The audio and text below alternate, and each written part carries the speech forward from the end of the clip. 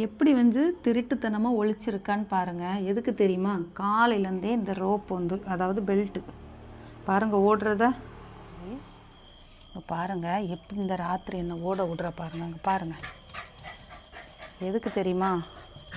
இந்த பெல்ட்டு கழுத்தில் காலையில் ரொம்ப டைட்டாக இருக்குன்னு சொல்லிட்டு கழட்டினேன்.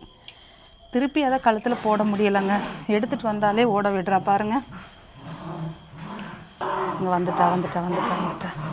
ப்ரூனோ கண்மணிமா செல்லக்குட்டி அப்பா பைக் வந்த உடனே எப்படியோ வசமாக மாட்டிக்கிட்டா பாருங்க.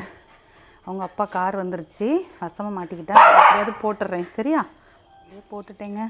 கொஞ்சம் லூஸாக தான் போட்டிருக்கேன். லூஸாக போடும்போது என்னென்னா அவளுக்கு இப்படி கலண்டு வந்துடும். நம்மளால் அவளை எப்போவுமே பிடிக்க முடியாது. அதே சமயம் லாஸ்ட்டு ஹூக்கில் போடும்போது அவளுக்கு ரொம்ப டைட்டாக இருக்குது. எப்படியோ ஒரு வழியாக பிடிச்சி கழுத்தில் பெல்ட்டு மாட்டியாச்சு. பெல்ட்டு மாட்டினோன்னு பயத்தை பாருங்கள். ஒருவேளை நம்ம ரோப் போட்டுருவோம் அப்படின்னு சொல்லிட்டு அவளுக்கு இன்னும் அந்த பயம் போகலை.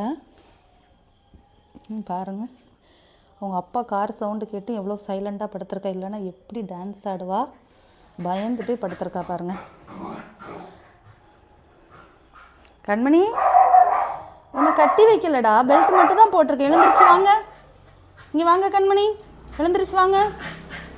பாருங்கள் எப்படி படுத்திருக்கான்னு பாருங்கள். ஓடியஸ்